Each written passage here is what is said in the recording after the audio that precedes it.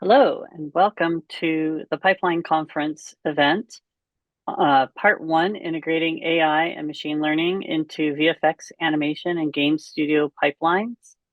My name is Fran Zandanella Benjamin, and I'm the founder and grand poobah of the Pipeline Conference, TPC as we say, and I'd like to welcome you here.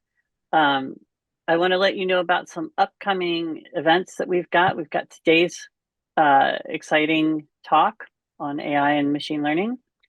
In October, we're going to have a pipeline panel discussion. So just talking about, I don't know, whatever strikes our fancy. That'll be the second week of October. We don't have an exact date for it yet, but that should be coming very shortly. We also have two events in November, one on November 12th on Kubernetes and the next on November 14th on Terraform. And we'll be posting that here in the chat. I want to welcome Chelsea Blasco. She's the CEO and partner for Iron Galaxy Studios. And we're really happy to have her be our executive host for today's meeting. Chelsea, I'm going to hand it over to you. Thanks, Fran. Thanks for having me here today. And thank you all for being here with us. First, I wanted to just go over a little housekeeping. I want you to know that today this session is going to be recorded and we will be releasing it on YouTube soon. Also, your camera should remain off for the duration of the presentation and your microphones will be muted on our end. But you can, however, and please do interact with us in the chat and post questions in the Q&A section for our presenters to answer later. You may also choose after the presentations to turn on gallery mode during the Q&As so you can see all of us participants a little more easily. So as Fran mentioned, we'll be talking about integrating AI and machine learning into VFX, animation, and game studio pipelines. And again, as she mentioned, I'm Chelsea Blasco. I'm the CEO of Iron Galaxy Studios. We are one of the biggest independent co-development studios in the video game industry and have been around about 16 years now. So today I am joined in this presentation and discussion by Ishrat Badami and Kristine Middlemiss. After the presentation, again, they will be happy to answer your questions, and we will be mining those questions from the Q&A in the chat in Zoom. So with over 20 years of experience, Kristine Middlemiss is a leader in innovation and software development, specializing in AI, Python, and C++. She has driven advancements at industry giants like IBM, Autodesk, Rockstar Games, and DreamWorks Animation. She focuses on motion capture, pipelines, and emerging technologies like AR, VR, and Gen AI. As the CTO at Monsters, Aliens, Robot, Zombies, she spearheaded pipeline advancements in cloud, microservices, IT, and rendering technologies, and successfully led two groundbreaking generative AI products, Vanity AI and LibDub AI. And, oh my goodness, I lost Ishrat's bio somehow, and I am terribly sorry for that. Ishrat, would you mind introducing yourself? I apologize terribly. That's completely okay, Chelsea. You're good. I don't think I have a lot to say about myself, but I have been a machine learning and computer vision engineer for the past 12 years. And I worked in robotics, I worked in architecture, construction industry. I worked in VFX. I was a colleague with Kristine during our Mars time together. Currently, I'm working in an ad tech company. I do a lot of video analysis and different kind of content analysis using automatic AI pipelines. So yeah, that's basically me. I'm in Ottawa right now. So hello to everyone, and I'm very excited to be here. Thank you, Chelsea. Thank you so much. I appreciate that. Thank you. Yeah, to give you a little bit more information about this session, we are going to be talking about the journey to adopt AI and machine learning services and applications into VFX, animation, and game studio and pipelines. And we're going to be talking about that in 4 distinct phases: nest, crawl, walk, and run. Today, we'll focus on just the first 2, the nest and crawl phases. So many studios aspire to do fancy phase 4 run concepts, but often miss the basic concepts of effectively getting started and establishing a solid plan and strategy to begin. This session is fundamentally, how do we get started with AI and ML in VFX animation and game by establishing that nest and crawl strategy for success?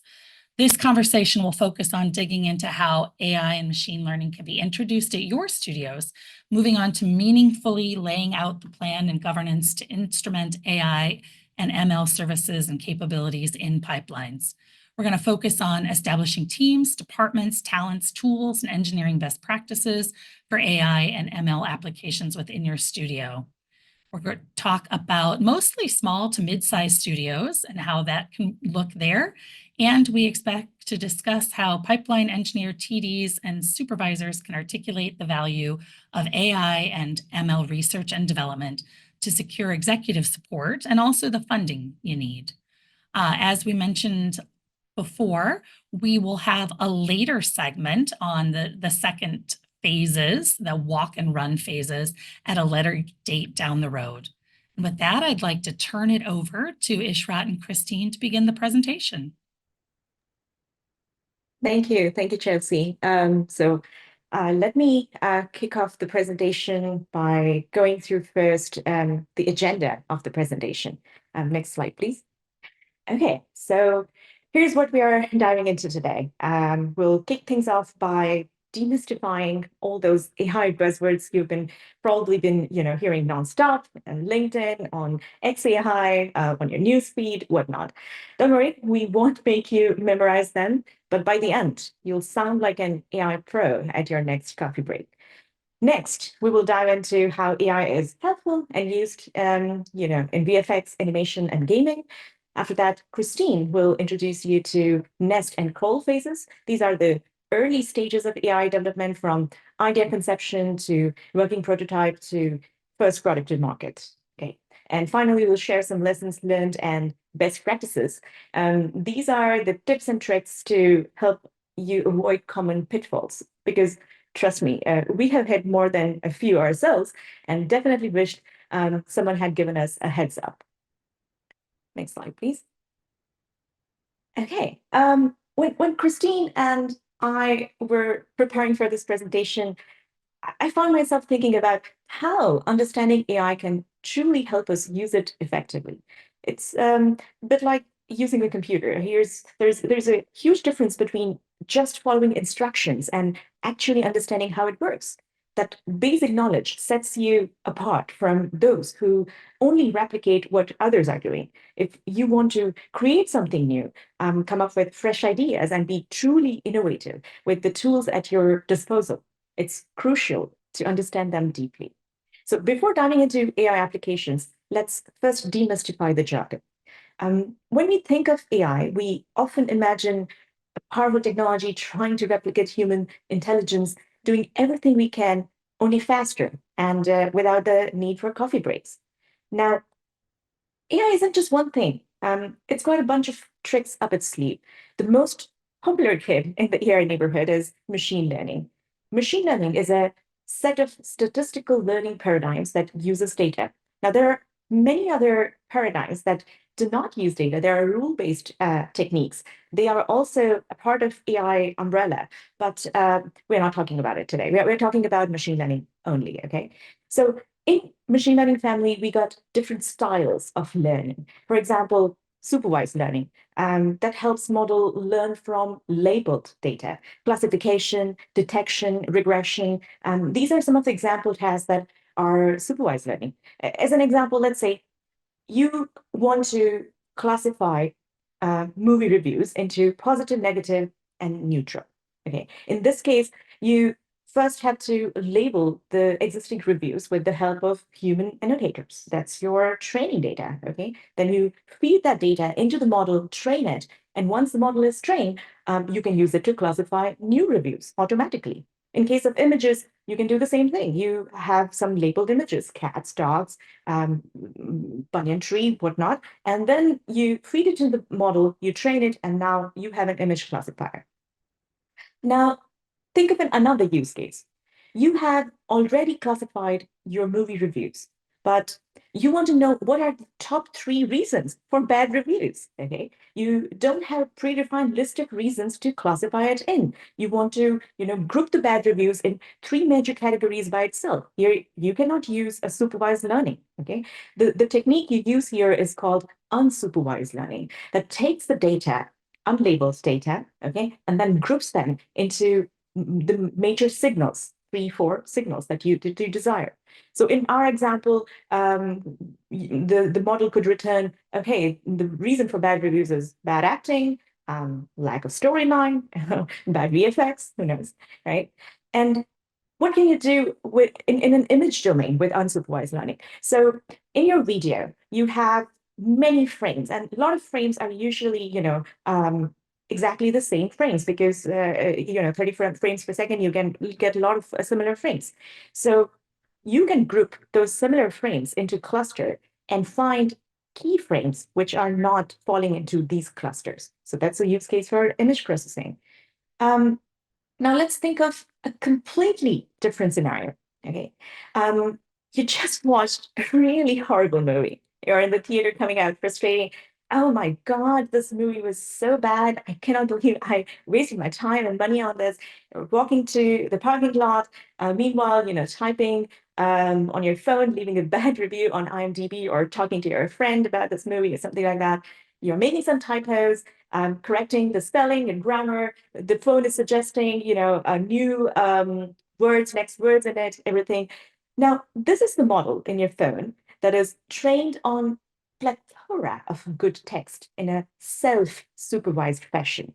It does need labels, but it's not the label that we do for classification, okay? And it's not like unsupervised learning. It does have a reference. What it does basically is that it has a sentence where 3 words or 4 words are already given. So it has some context, what is being talked about. And then using that context, it tries to predict the next word. Okay. And this kind of models are trained using self-supervision. Now, where can you use that in image? So let's say you went to a vacation, a lovely vacation photo you have, and somebody photobombed in the background. You want to remove that person. What you could do is you can brush out that person that's like all black pixels. Now send that picture, okay, with a black pixel masked into the model. Model thinks, okay, these are where I need to fill the blanks in. So it looks at the context of the background. What kind of background pixels are there? Is it a sandy beach or it's some jungle or something like that? And then it fills it up. Okay, so that's your self-supervision learning. That's how AI do in painting. Now, reinforcement learning is pretty different from all the methods that we just discussed. Imagine this, okay? You're playing a video game for the first time. You don't read the manual because who does that? Instead, you figure things out by trial and error, jumping over obstacles, collecting coins, defeating enemies. Um, each time you get something right, you're rewarded with a higher score. And when you fail, you learn not to do that again. Okay, that's exactly how reinforcement learning works. It's like training an AI to play the same game. The AI start out clueless, but over time, through trial error, it gets better by receiving rewards or punishment for its action. In fact, reinforcement learning is how AI learned to beat some of the world's best gamers in complex games like chess and Go, Gran Turismo Sophie. Okay, so whether it's figuring out how to win a game or, say, optimizing VFX rendering by making thousands of tiny decisions, reinforcement learning is all about learning through experience, just like us, but without the rage quits. Now, I'm sure many of you must be thinking, hey, where is the generative AI on this slide? Okay, let's be honest. At this point, there is absolutely no one who hasn't heard about ChatGPT. It's like the newest cool kid in town, and it's changing the way we think about AI. Okay, it's literate, making non-AI people literate about AI. Okay, but how do all these techniques we just covered connected to models like ChatGPT? What's the magic sauce here? Okay, next slide, please. Yeah. So I'll introduce you to one last term to explain GPT. and many other models like GPT. Okay, that's deep learning. So deep learning typically refers to model architecture and not necessarily a style of learning. One of the common architecture of deep learning is deep neural networks. Neural nets are a bunch of artificial neurons stacked in the layers, and more number of neurons and layers you have, deeper and smarter is your model, but then you will need more data to train it. It's a data hungry model, okay? And you have to strike a balance because it also takes a lot of time and resources to train it. And all the different styles of learning that we discussed before can potentially use deep neural networks as their model architecture. And within different forms of neural networks, deep neural networks, one of the most common architecture used is called encoder-decoder model that you see here, okay? So as the name suggests, the encoder takes in the input, let's say a sentence or an image, and it tries to compress or encode it into something much simpler, a sort of essence to the input. And then the decoder then takes that compressed representation and generates or decodes it into something meaningful, like a response to your input or some kind of a translation. Let's say you pass an RGB image as an input, and then it outputs maybe a rotoscope, black and white image or binary image or something like that. Or in case of denoising, you pass a noisy image as an input, and then the decoder generates a clean image as an output. So any kind of de-aging, style transfer, face animation, relighting, repainting, all of these applications typically use the encoder-decoder architecture. You have some task in mind, you have an input and an output in mind, and the encoder decoder handles it by training it in a supervised fashion. So now, if you see, this decoder is also known as generator because it generates some kind of data, either a text or an image or an audio. And I promised you that I'll tell you more about GPT. So GPT, a full form of GPT is like generative pre-trained transformer. Transformer is another kind of neural network architecture, but basically it's a decoder-only architecture. Okay, and it does not require an encoder. You have to provide a prompt as an input, and it generates tons and tons of text as an output, as a reply. But we don't want to go into the detail. I just wanted to, connect the dots for you just to make things more easy to digest. So next slide, please. Now that we have gone through the basics of AI, you must be thinking, okay, what should I do with all these techniques? Because it is one thing to know something theoretically, and it's completely different to apply it in practice. And true, it takes time to build the intuition and proficiency to use AI, just like any other things in life, to be honest. Also, AI is not perfect. Okay, it's not like you understand the technique, you applied it the first time and it works. Nope. A lot of techniques you see published online are actually hyped. Okay, they work for easy, straightforward cases, but has many edge cases where it does not work well or sometimes fail horribly. So what do we do?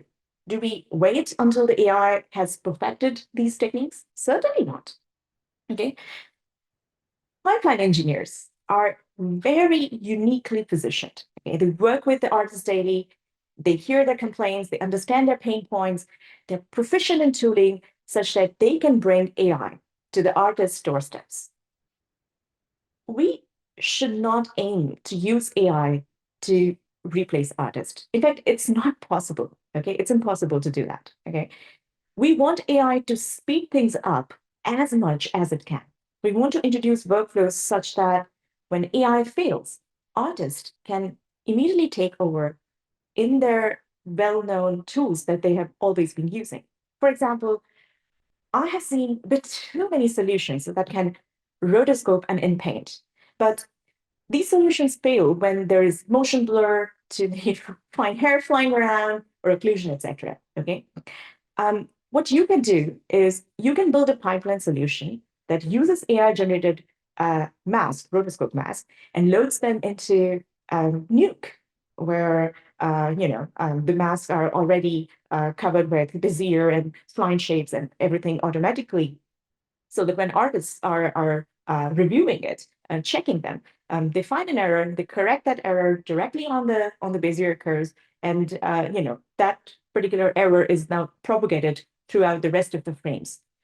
But yeah, you sometimes people ask me, like, artists literally take 5 minutes to do roto on a shot.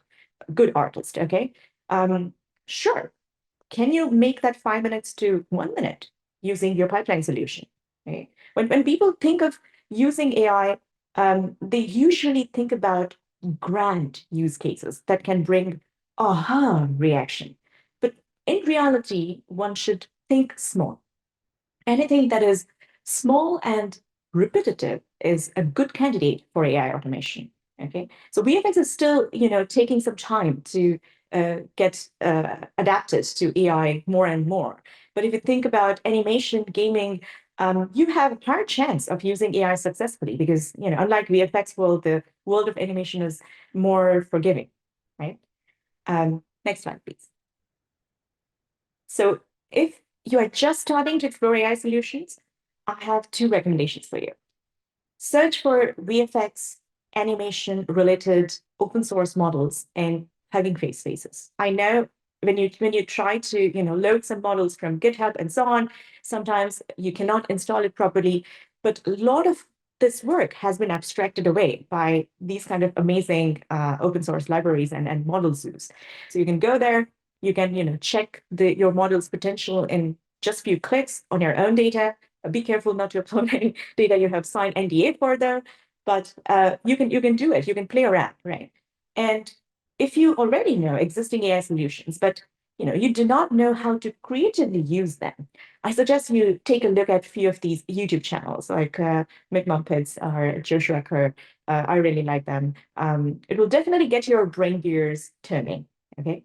All right. Now I'm going to hand it over to Kristine, who will walk you through the nest and crawl phases of AI development. Take it away, Kristine.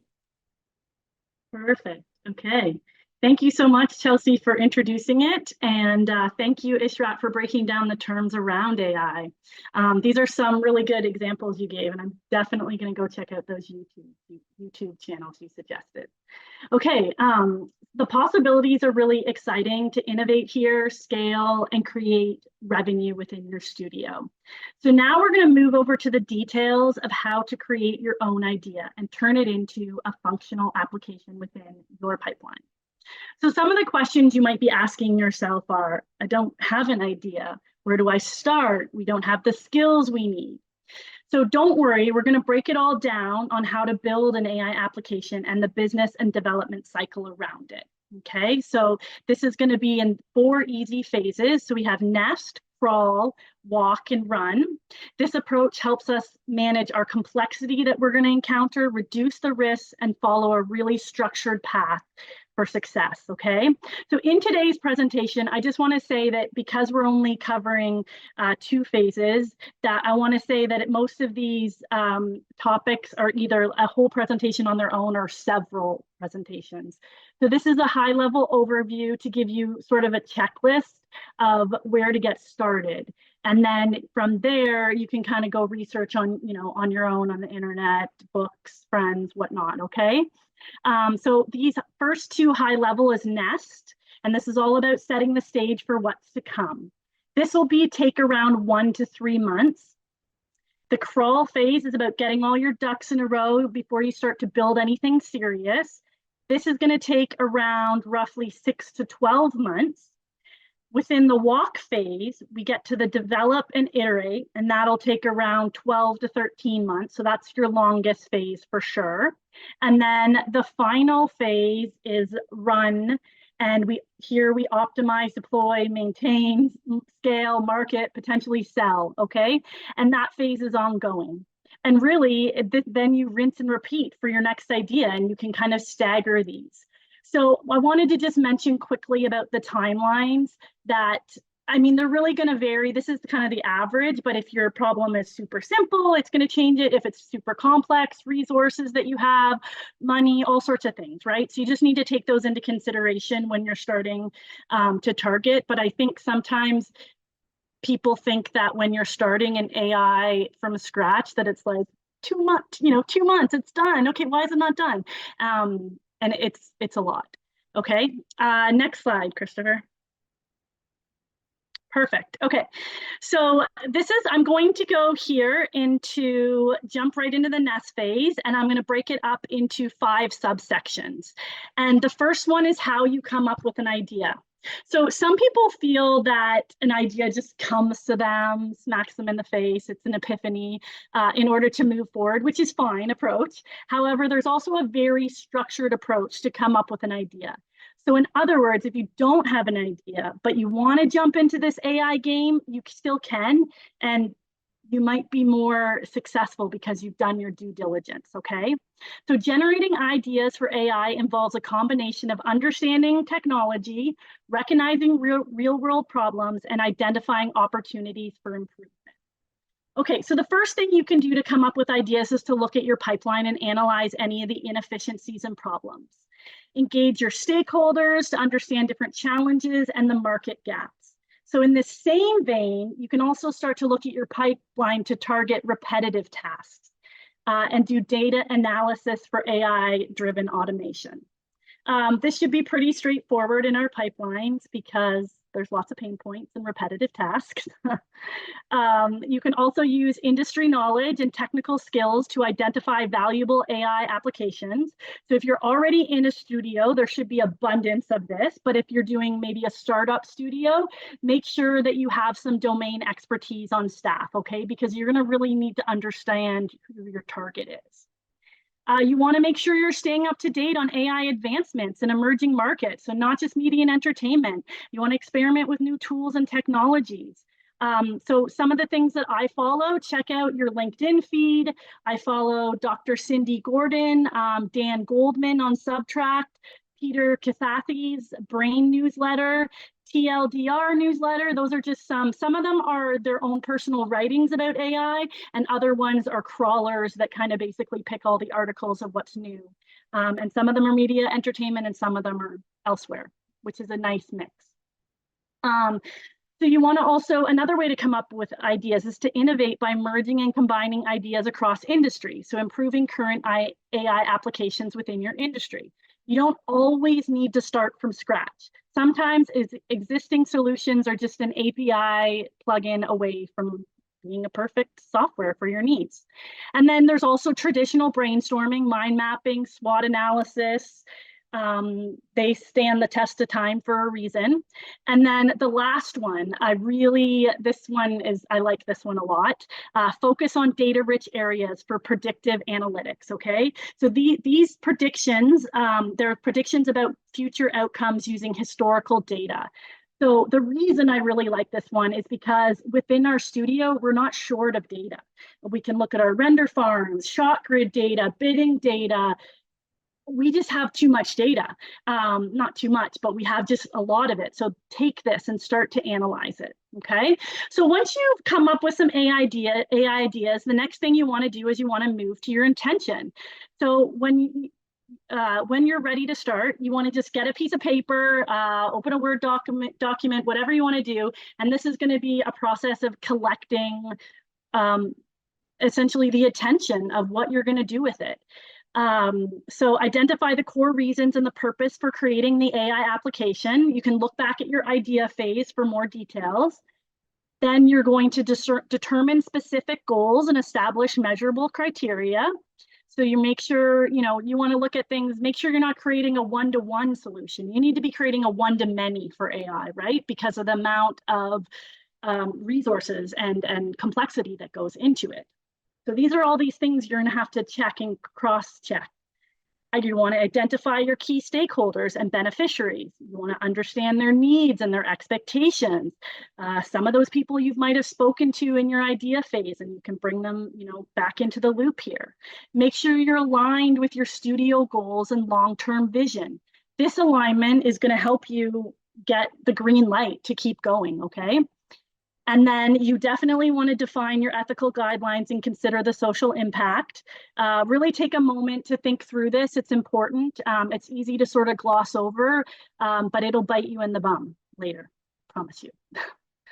Okay, and then you want to outline your high-level roadmap and milestones, timelines, what resources you think you're needing. So this is all pre-planning and just sort of getting the structure for what you're going to be creating, your AI application. So you're going to look at talent, technology, data to achieve your application goals. And then we'll go more into depth into that in the next phase, okay, in crawl. So most important to define what success looks like and plan for regular evaluation and iteration.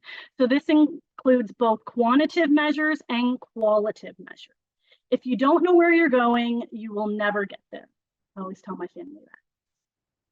Okay, so then we need to sort of move off onto more of a little bit of like a financial kind of discussion here, just to evaluate the business and market potential.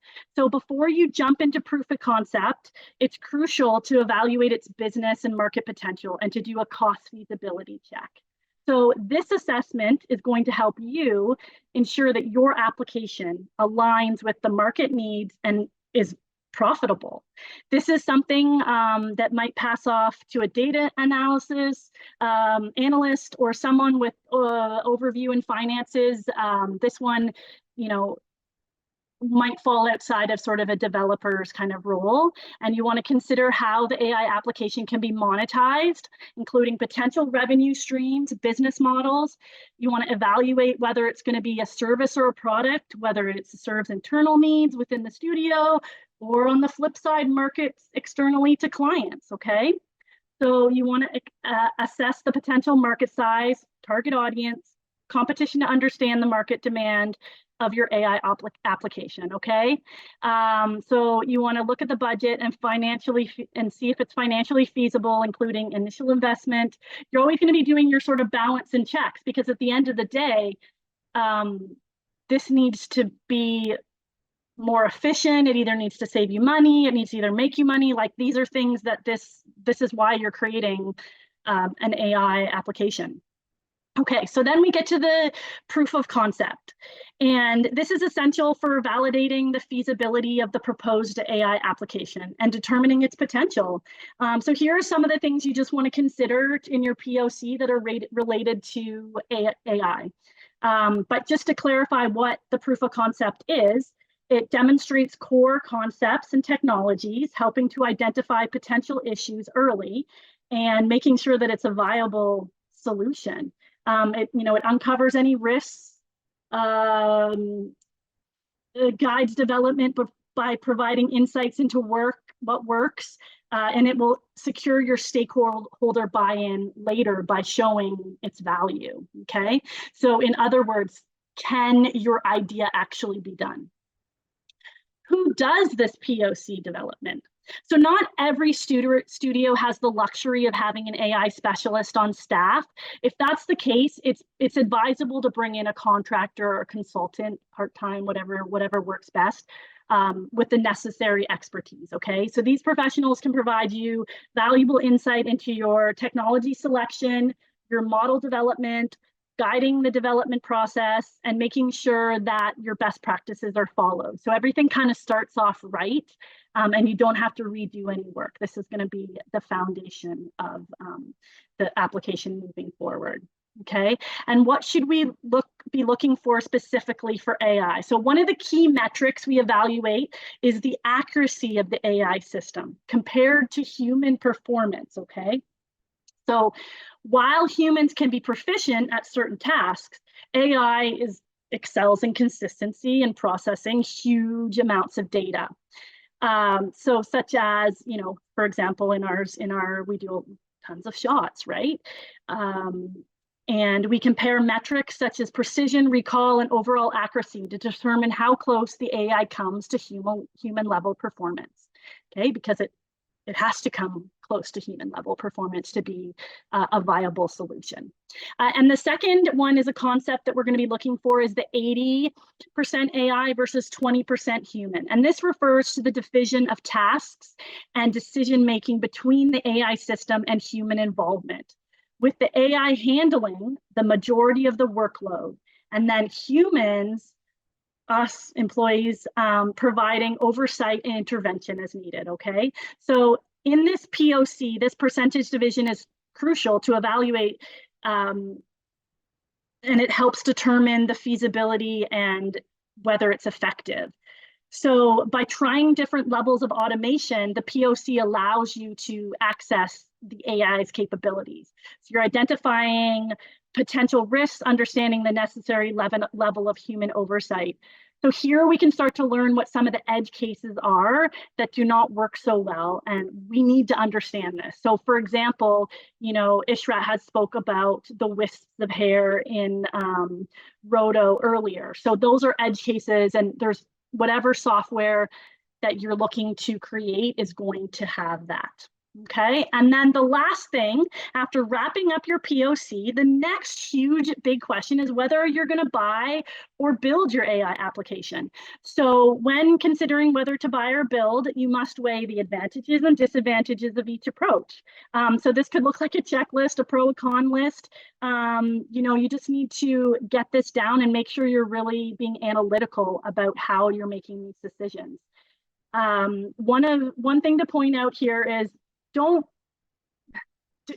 romanticize a solution of wanting to create something from scratch. Always look at the data from your intention section and your POC to ensure you're making the right decision. Sometimes you can add features to an existing product and it's just solved your pain point. Okay, so I just want to point that out because that can sometimes happen. Okay, so we're going to go on to the next slide, on to crawl. Okay, so now we're into the second phase here, which is crawl. And this focus shifts from initial concepts to detailed planning and groundwork. So this phase consists of 6 subsections, and there's some behind the scenes work happening in this phase, such as funding and patents and hardware procurement and all sorts of things like that. And maybe we can get a little more into those in the QA section. There's just too much information for this amount of time. Okay, so here we're going to take all your initial work you completed in the previous phase, specifically your intention section combined with the discoveries from the POC and your decision from buy versus build. And we're going to take that and we're going to start to do detailed planning, okay? So you want to review your notes from the nest phase and make sure the objectives are still accurate, because now you have this POC in between. You need to clarify what the application aims to achieve and more details around them. We know what the POC can do. We want to start gathering our requirements and make sure they align with the final product stakeholder needs. This makes sure there's no confusion, you don't have to rework anything. This can be done such as exercises as story mapping. You'll have lots of domain expertise in the room and you can kind of knock out what the workflow is.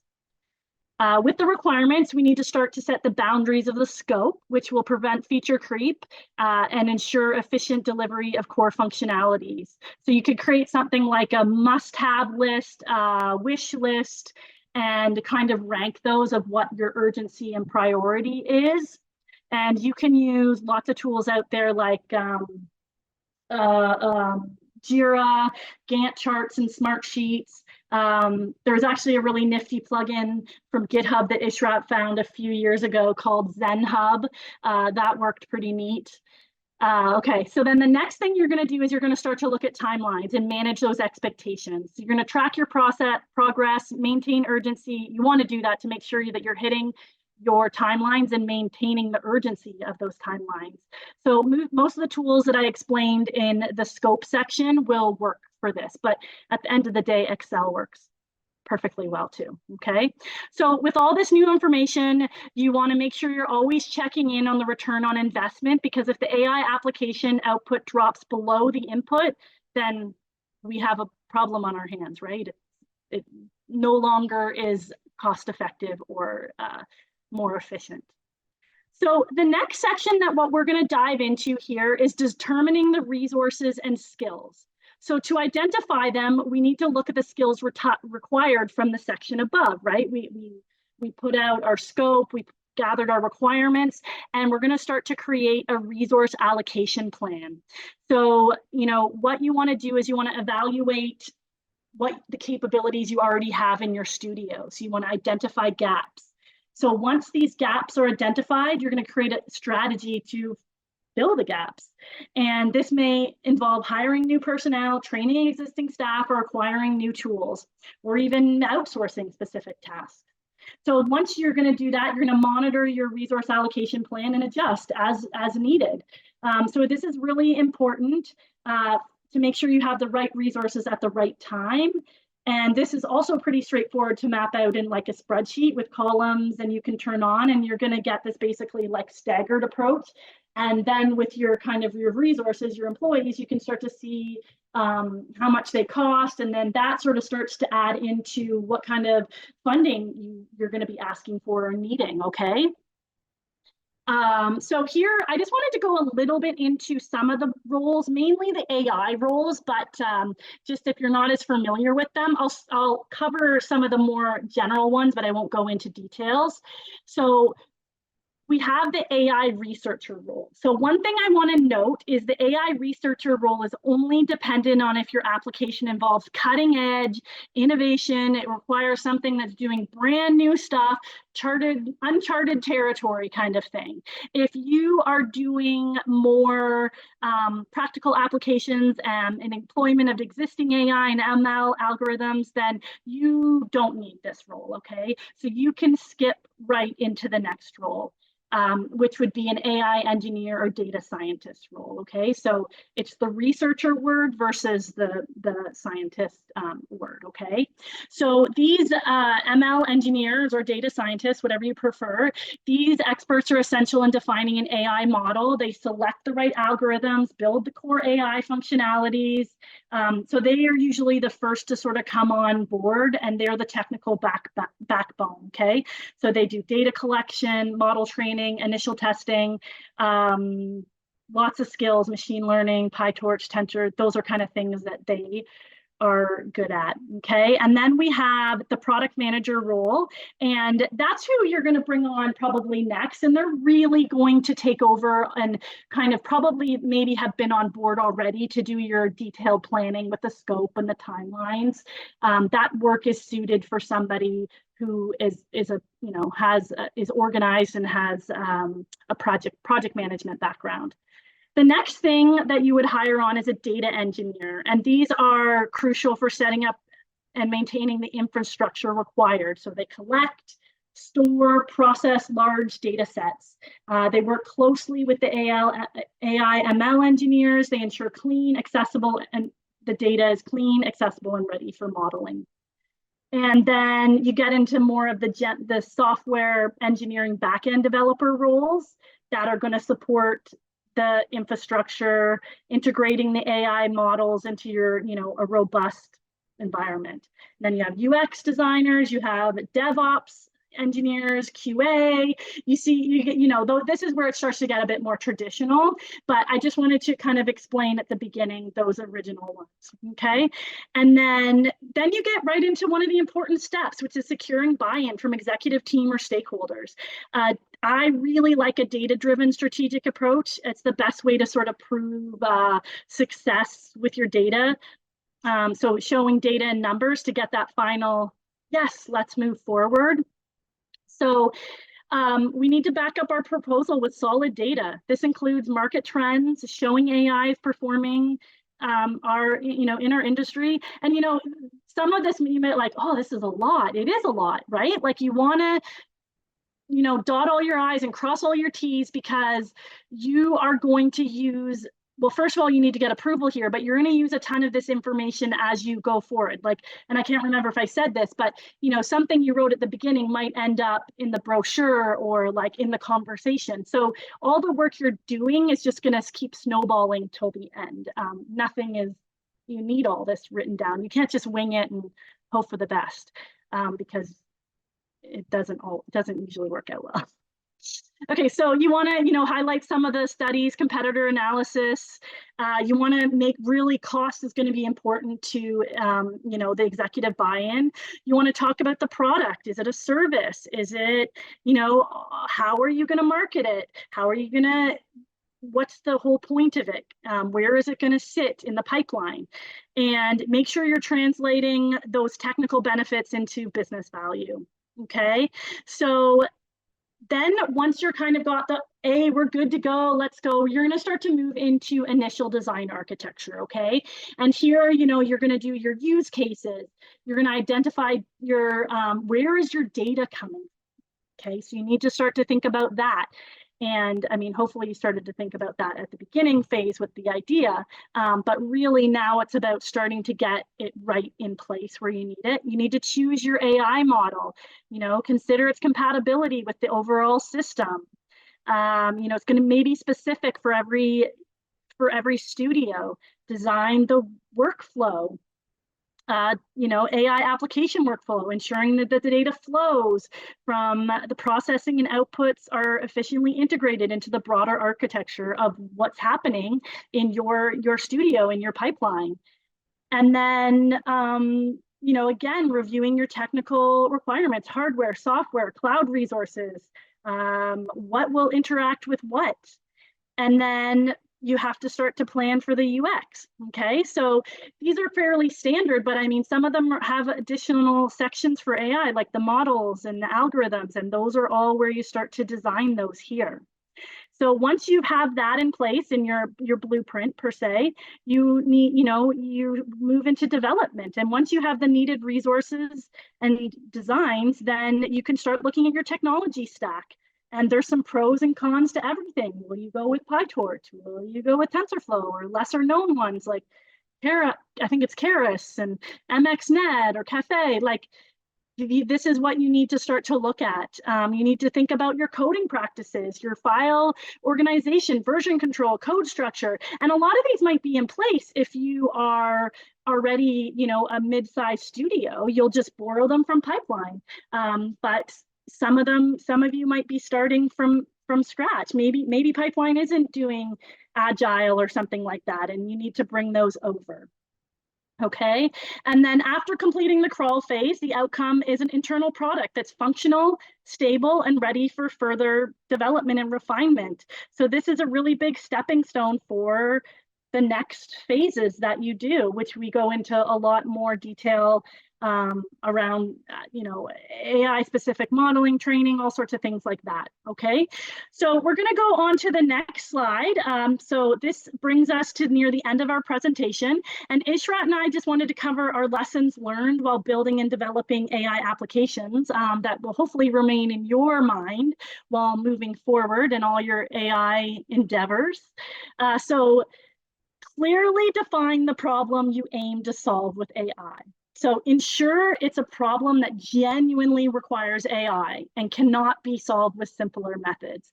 So I think, sometimes I think there's a little bit of a misconception that it's like AI and a lot of it's just well engineered, algorithms that are just computer science. And so I just, making sure that this really needs AI is super important. Data is crucial. High quality, relevant, and sufficient data is really critical for your training. So if you're using inaccurate, outdated, biased data, the whole thing is going to be a bit of a bust, right? You're not going to have good data. Lack of domain expertise. So AI solutions need to be tailored to specific contexts that they're being applied to. So, how many times have you used a piece of software that you're like, are they even talking to the artist? What? So you really need to make sure that you have your target audience in sync with you. Stay focused on solving the main AI challenge. So avoiding getting sidetracked. This is a good one. I think sometimes, you lose sight of what the real challenging thing is in AI, and sometimes you're doing busy work where you're doing all the infrastructure and the UI. And I think sometimes you're like putting the cart before the horse. The hard part is the AI problem that you're trying to solve. And some of it is uncharted territory. And so really you shouldn't be bringing on a ton of resources until you're starting to feel confident about the actual AI problem, because the rest of it can it'll just come. It's engineering. We can create software around it. It'll work. It's just that AI problem. So iterative and development, continuous learning. AI product development is iterative. You want to make sure that you're updating your data all the time. If you don't do this, you'll just get unforeseen errors and vulnerabilities. So you need to always just be iterating on your data. You want to focus on scalability. This is a really big one. How many times have we gone to sign up for, I don't know, whatever sport you do or whatever, a Ticketmaster or something, or it crashes, right? So they weren't focused on scalability. They didn't anticipate what they needed to implement the solution. You need to make sure that, that it can scale and it has distributed systems. And then the last thing is overlooking data set ownership. So ensure your data ownership, making sure you own your data and the rights are clear from the start, okay? Because you want to avoid any legal or ethical risks, because you're just getting so deep into your product that it's done and no one will really touch it because you don't own your data. So that is a big one you need to look at. Okay, and then the last thing, the next slide, is just a little bit silly here. I just want to invite everyone to do a 3-day challenge, okay? So Ishrat and I were talking about this, and I think a lot of people, maybe they know about AI, but they're not using it. So I want you to use AI for 3 days in your personal life, okay? And that could be ChatGPT, Midjourney, Gamma, Copilot, whatever.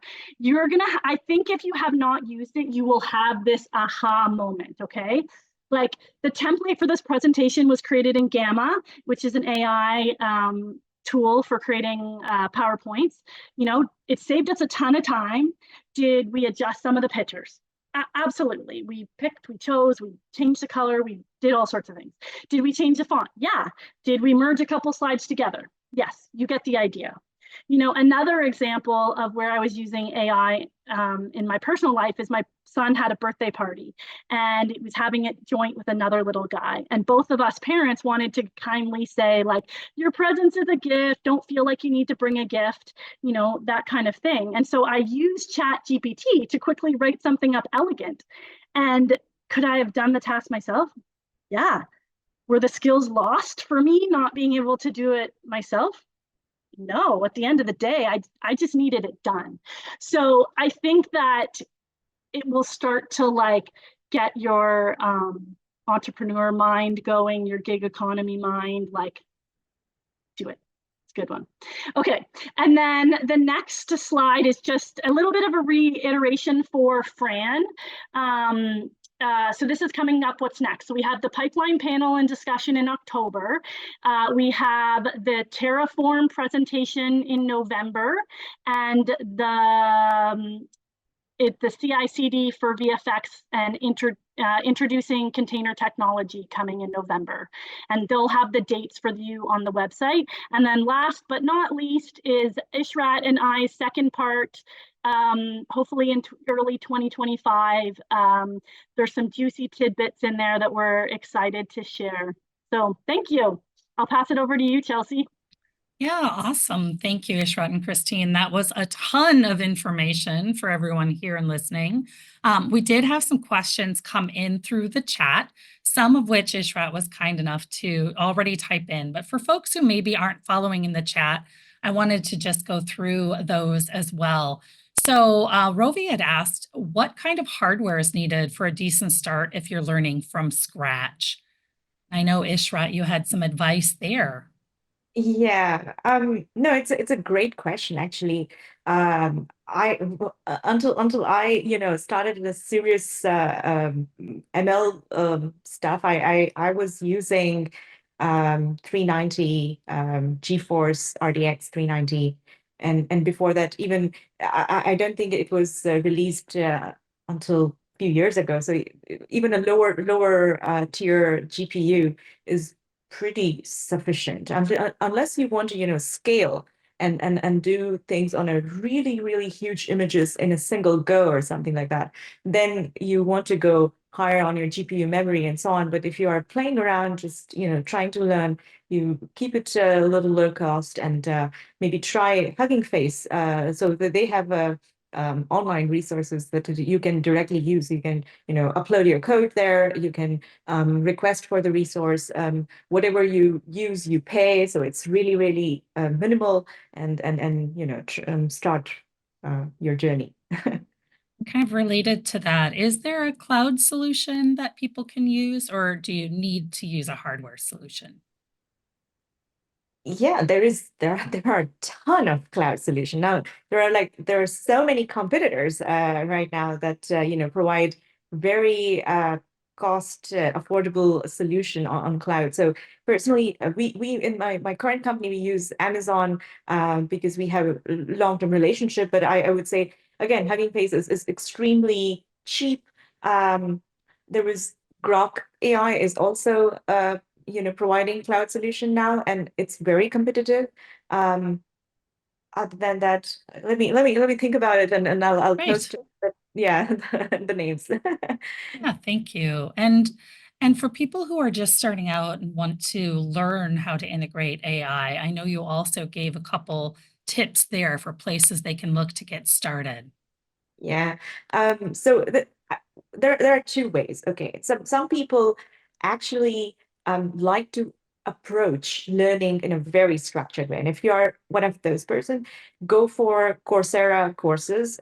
They do charge you for the courses, but then they also give you a certification. And a lot of companies do take those certification very seriously. If you want to go just in a free course, Deep Learning AI is, providing a lot of free courses, and they are very applied oriented courses. They are not very, right into mathematical algorithm kind of courses. So you can start there.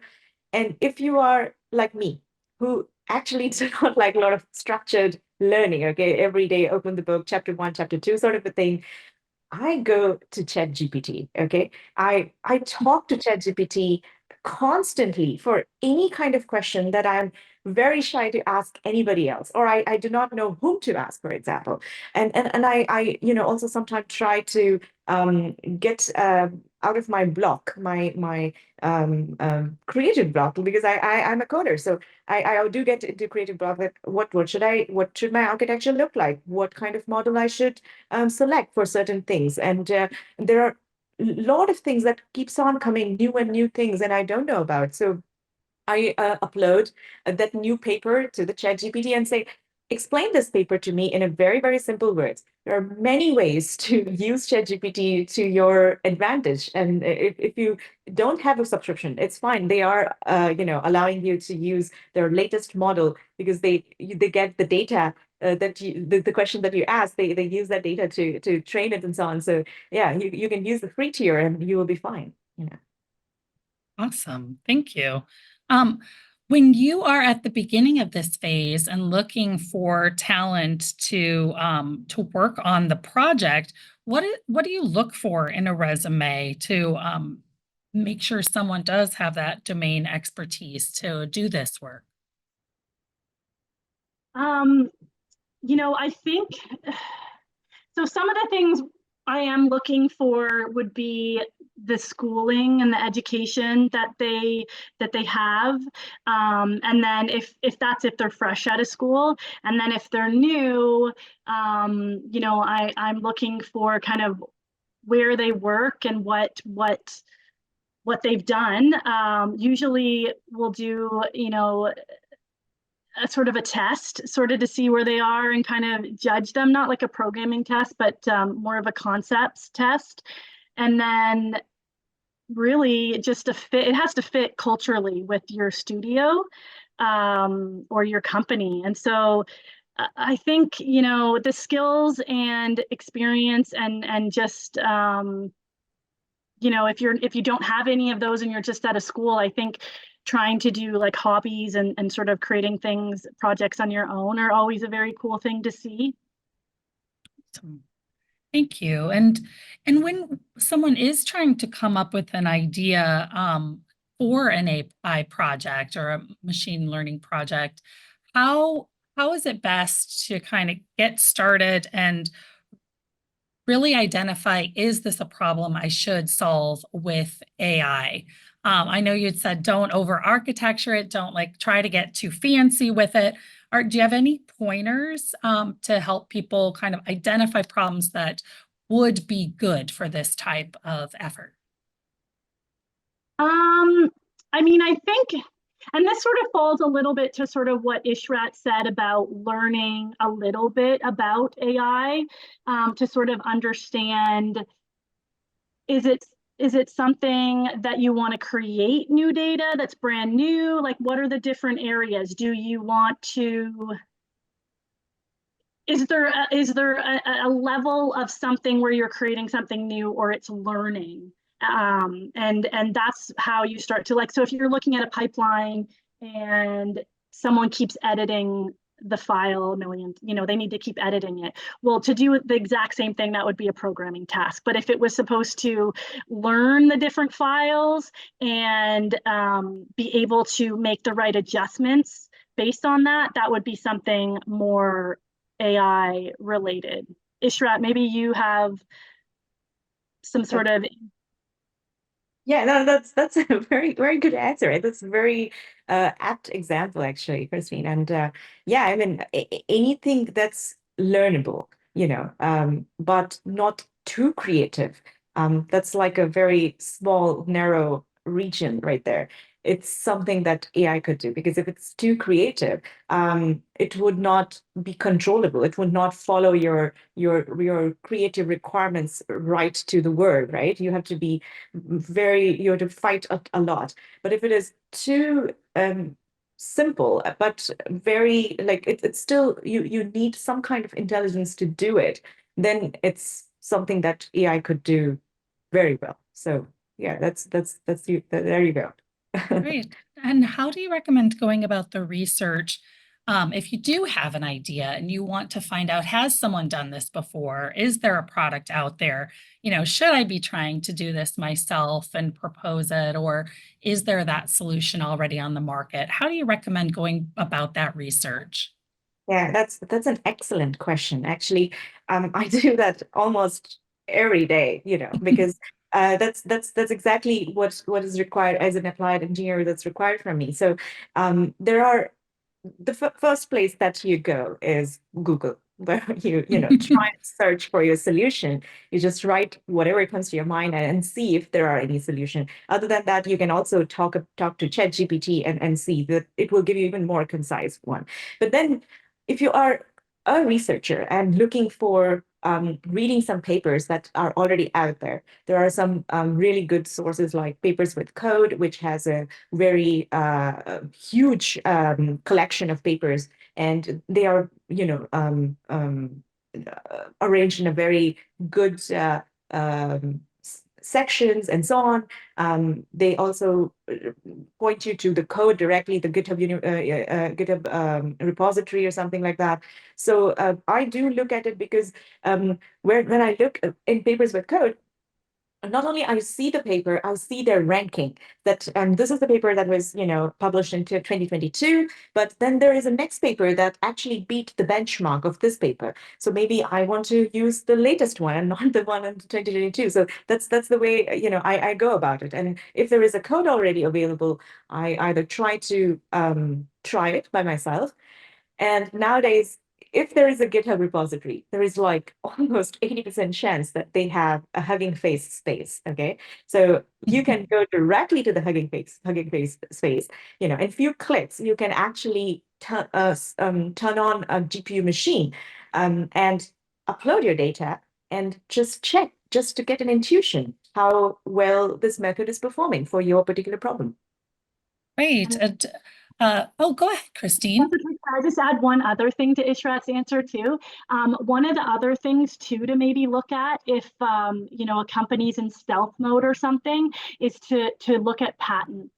And so it's a bit of this is my patent segue a little, but you really want to be doing a patent search, and generally you'll be sort of associated with like a lawyer with your company or something, but there's also companies that can do it out there. And you really, as soon as you kind of get to your conceptualization and ideation phase, you want to be looking for those patents to see if now those ideas are there. Now, keep in mind, patents doesn't mean it's done. It's just the idea.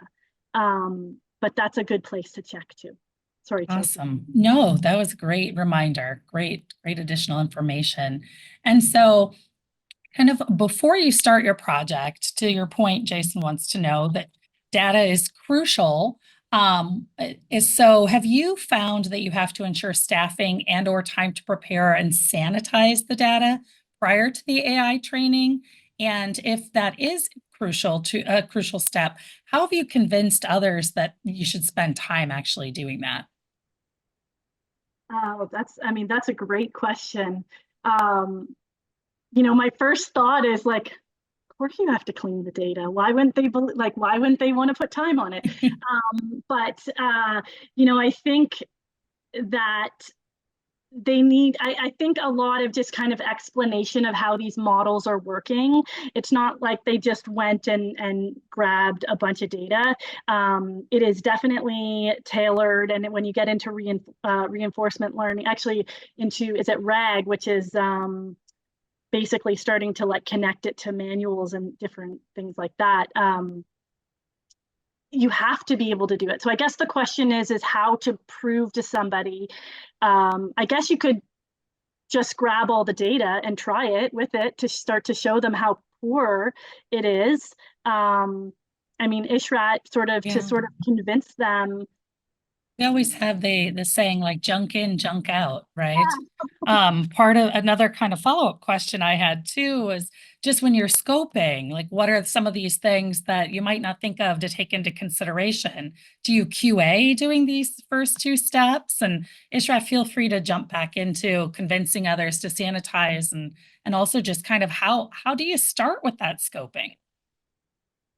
I think, a big part of the scoping is just sort of making sure always in the front of your mind is what you're trying to solve, okay? Because when you get a lot of cooks in the kitchen, the scope gets bigger. And so you have to keep reminding, and maybe that's like a facilitator, like bring it back. What are we trying to solve? Like, what would be an example in just trying to think of a real-time example. Well, we see it all the time, right? When let's say you're an editorial and you go and you talk to the editorial team and they're like, I want this and this and this and this and this and this and this. And you're like, whoa, like, why don't we do this one thing that wastes the most amount of your time? So this is where data comes back to it. And you really have to be tracking your metrics and be like, this is the best bang for our buck. When we get more and it's more resources and we're more successful, let's widen the scope. You just need someone to be like, bring it back, bring it back, bring it back. Yeah. On the data question, because it's so important question, and believe me, I had those discussions myself with a lot of people. Okay, convincing is hard, and what happens is that as Chelsea, as you said it right, that garbage and garbage out kind of a thing. If you don't sanitize your data, it reflects in your model, and it's not easy to convince people. So usually I convince with the data because there in our experiments we kind of try to do error analysis of the model. So we look for what is the reason for this particular data point that the model cannot classify or do whatever inference it needs to do correctly, okay? And we assign the reason for that. So we assign the reason like this is out of the training data distribution. This is because, well, the model is not big enough or something like that, for some other reason. And when you see that majority of your data points are out of the data distribution, that means you have trained on a very narrow data set. It looks very similar. You can prove that point using unsupervised learning, because you can always cluster your data into groups and show that, look, this data set, the training data set, is not very varied. It's very it's maybe from the same cluster or something. So if you take some test point which you are testing on completely out of that distribution, your model will definitely fail because it has not seen that kind of a data before. So yeah, if you can show with experiments that, look, we need data, okay, we need label data, we need clean data, we need proper data infrastructure to store the data, so that when we do the experiments, we know that this is the experiment number one done on data set number one, this is number two, okay, so that when we don't make mistakes. So all of these requires a data science engineer or something who will arrange your data, clean data for you, everything. So yeah, I mean, that's how you probably can convince. It's a long path, I know. It's a very hard way. It's a very hard thing to do, to convince someone that you need data cleaning. Well, that makes a ton of sense to me, right? We hear about sometimes bias in AI and these kind of things, and having that QA or even leaving some data out to prove that point sounds like it can be really valuable in making those arguments. So thank you for sharing that. We had another question going back to the patents. So people do want to hear more about that. Kristine, what tools do you use when you search for patents, if you don't have that, the luxury of having a lawyer on staff? You're a small startup. Yeah, that's a great question. So I actually posted a link just for everyone, and it's just about different databases for AI patents. So you can check that out. But if you are gonna start to do your own patent, you'll have to you will have to invest a little bit, probably, of money to sort of get that going. And when they do that, they can do a search to make sure you're not wasting your time. But there's quite a few resources online, so just check the chat for it, because it's the best way to kind of go about it. Often. How about embedding AI tech into hardware, like wearables? What's a rundown on how to get started with that? How do you begin to form those relationships on the hardware side? And does that happen in tandem with any of these steps? Ask someone from our audience here. Yeah, that's a great question. I don't have a ton of hardware experience, but it is very similar at the beginning. So you want to make sure you're understanding the scope, all those kind of things. You want to make sure you're choosing the right AI model, selecting hardware for AI, libraries, frameworks, you're going to have to start to look into. So it's not too different. You're going to have to deal a little bit more with performance and optimization for the embedded systems. I think it's the same workflow with the phases. You're just going to have more of a hands-on, and you will probably have to learn a lot more about the capabilities of your hardware that you're doing if you're new to it. And the manufacturer is going, unless you're manufacturing yourself, but they're going to be a fantastic resource for you. I don't know if you guys, Chelsea or Ishrat, have anything to add on that one. No, you nailed it. Thanks. Yeah. When you are starting to train a new model, what do you think is the most technically difficult aspect? Yeah, very, very good question. The most difficult technical aspect is to understand the hyperparameters when you're training it. If you do not have technical deep understanding, literally the mathematics of the technique that you're using, Yeah, you will be just shooting in the dark, really. So you will try different things and so on. And a lot of people actually, take that approach to build intuition. I'm not saying that it's a wrong way to go about it. It's probably also another way, but it takes longer to build that intuition without knowing what exactly you are doing. So if you want to train something from scratch and you do not have like a formal training, I would say definitely first read the course, do the courses, read some resources on about the training, about the hyperparameters, how big your network should be, and depending on how big your network is, how varied your data is, because bigger model requires more data to train, okay, reliably. If you train very big model on a very small data set, you overfit your model. So it works fantastic. The training error will be super, super low. It will tell you like, oh, I know this data. But what it does basically, it memorizes because it has too much resources, too much neurons to, remember that small portion. So it does not generalize well on the data or wild data that you're about to test it on. So that's the biggest problem, that when you're training it, you have to be very careful about all the hyperparameters that you are setting. Okay, and then it's still, even if you know it, it's still a struggle because you have to do some try and error. You have to do a grid search on the hyperparameters to find the best one. But yeah, that's the way to go about it.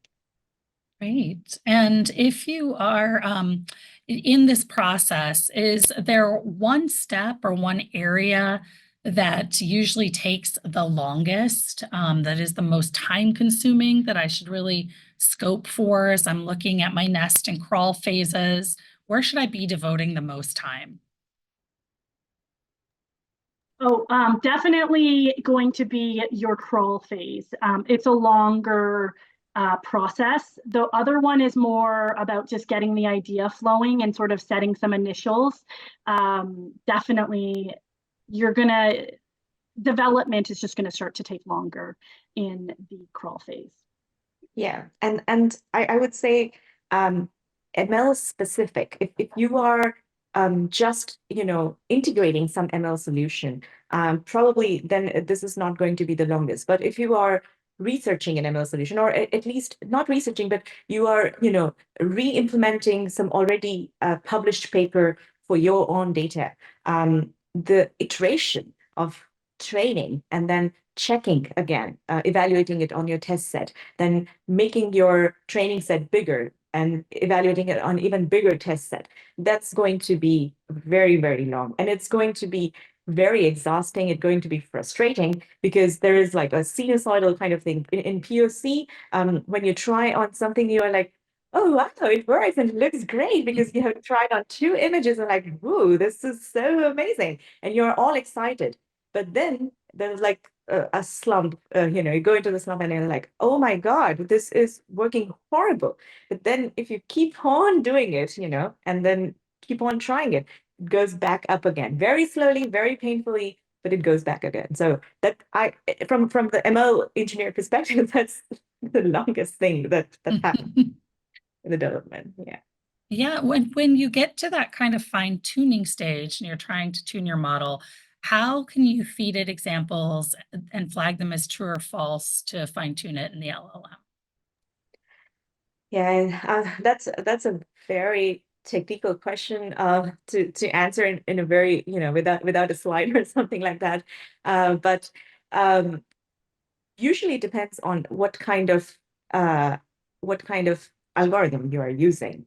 So if it is of course, supervised learning and you are using gradient descent or something like that, you can actually constantly, when you have some new data that are wrong, and they are hard data to train, in your objective function. I don't know if it is too technical to explain this, but in your objective function, what you could do is you weigh them slightly more. So what it means is that when those hard example makes an error, your function like spikes up the loss, like saying, oh, too wrong, too wrong.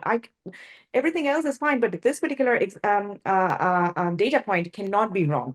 And this is a very common practice because in medical science is something where two different errors have a different kind of weight. When you have some illness, and the test which is done by your doctor, if it says, oh, there is an illness, okay, but then, sorry, if you don't have an illness, if it says there is an illness, that's a wrong prediction. But it's not too bad because, you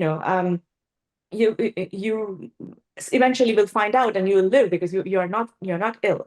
But if you do have an illness and your test says, well, you don't have an illness, that means you are not going to get treated. And that error is really, really bad error. So usually when we put these kind of, loss function, we say, rate these errors higher. And that would, allow the model to focus on that particular part of the learning space and make it Yeah, better. in that case, you're weighting towards a false positive because that's a more desirable outcome. You're able to, it's a less injurious Yes, outcome.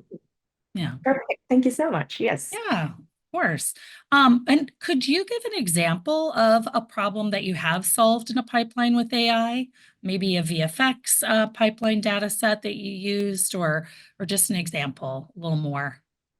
I know, Ishrat, you did the falling, which is Yeah. really, really would have helped me in my life. I had a grandmother, she had one of those buttons, but yeah, she had fallen and sat there for a really long time. So I love this new technology.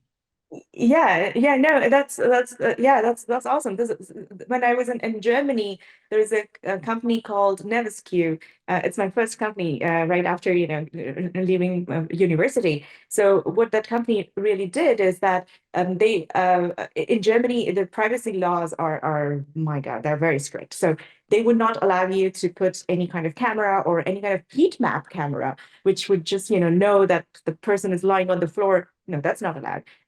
They also asked the resident of the elderly care facility if they would, let people wear wearables so that when they fall, they would know that something happened. So people said, no, we don't want anything on our body. So in the elderly care facility, when people fall in their room, the nurse staff is so scarce that they are legally allowed to check on every room every 3 hours. So, in an average, if somebody falls, at least 1.5 hours, they would be just lying then, and it could be fatal. And what we were doing is that we were, making our own hardware. That goes back to that question about wearable hardware and things like that. So we kind of had our own hardware, which is just a set of transmitter receiver kind of a pairs all around the floor, wall edge near the floor in the room.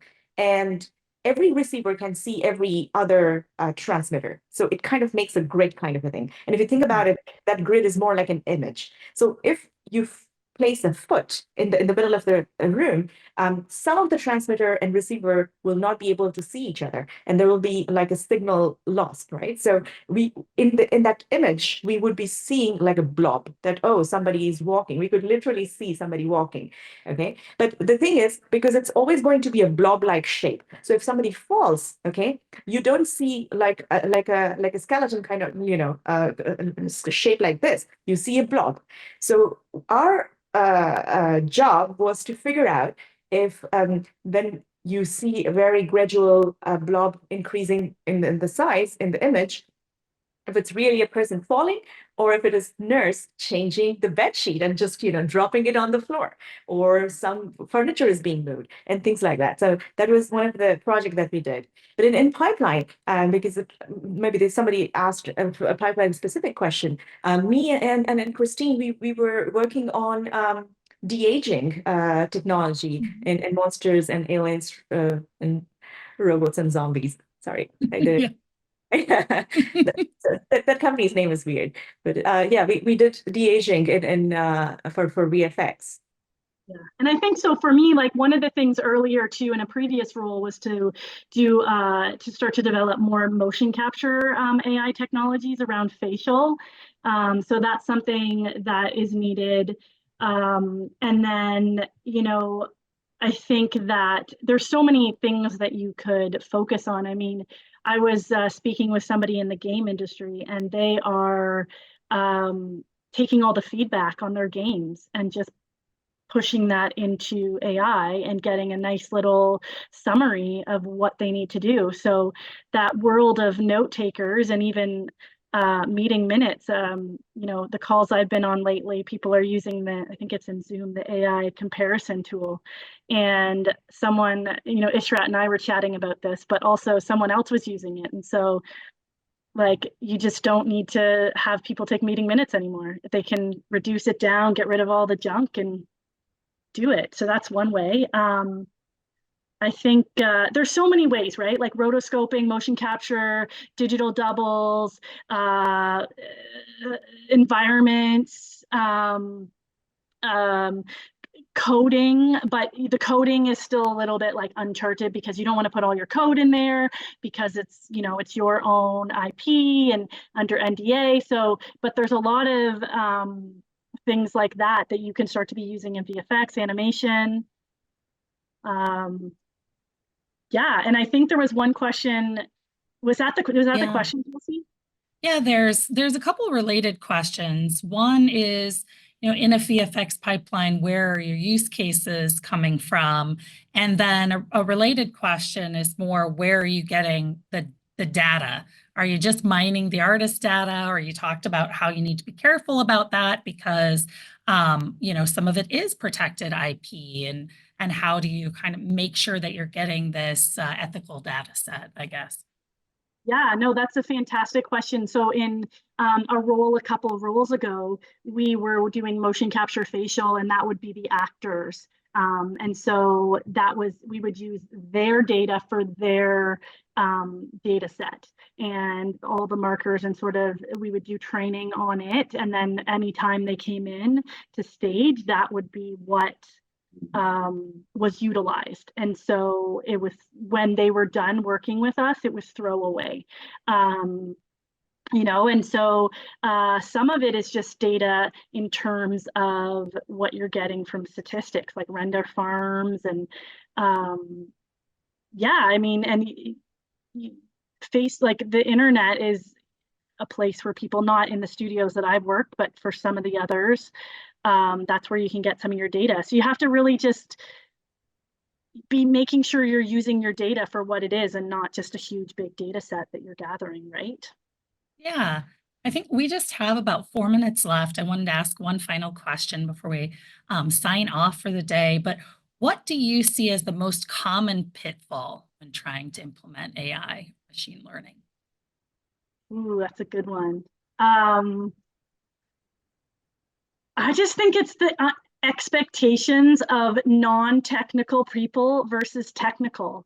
I really think technical people, non-technical people, which just think that it's like, what? It's not done, you know, or even like, I'm sure, hopefully there's heads nodding on here, but like, what? You want to rebuild your pipeline? It's going to take 2 to 3 years? No, no, no. That's like 4 months, you know? And so I think there's that misconception of how long starting from scratch takes and how complex it is. That is the number one, the biggest thing. Yeah, I resonate with everything that Kristine said. And other than that, actually, a lot of people who are AI enthusiasts, they, you know, are not very realistic because when they see some really good techniques out there, which are probably hyped, there is no technique. I can guarantee you that there is no technique that works 100% in AI world. Okay, you can take my word for it. So anything that you see is going to have some edge cases, some failure cases, and the biggest pitfall is to not prepare for those failure cases. How are you going to solve them? Because when some company comes to you with a business They want everything to be solved. Okay, they want to be solved easy cases that the AI can solve it, and the hard cases that AI cannot solve it. They don't care what you are using, whether you are using, human behind the computer or it's an automatic pipeline. They don't care. But not preparing the other workflow, which is whenever AI fails, you just immediately switch to a manual workflow and have people ready to take that workload is where the things fail. So then you're in the very tight deadlines. You are like screaming at each other. It's not working. Okay, run it again, because you're a machine learning engineer. You know that these things will fail, and if you have a deadlines to your movie studios or something, you cannot do it with AI alone. That's impossible. Sure. Well, thank you so much, Ishrat and Kristine, for all your insights. Thank you, Pipeline Conference, for hosting this wonderful event. And thank you all participants for your great questions this afternoon and for joining us and spending your time with us. Just as a reminder, there are upcoming events in October and November and early next year. You can find more information about that on the pipelineconference.com website. Thank you. Thank you, Chelsea, so much. Yes. Thank you, everyone.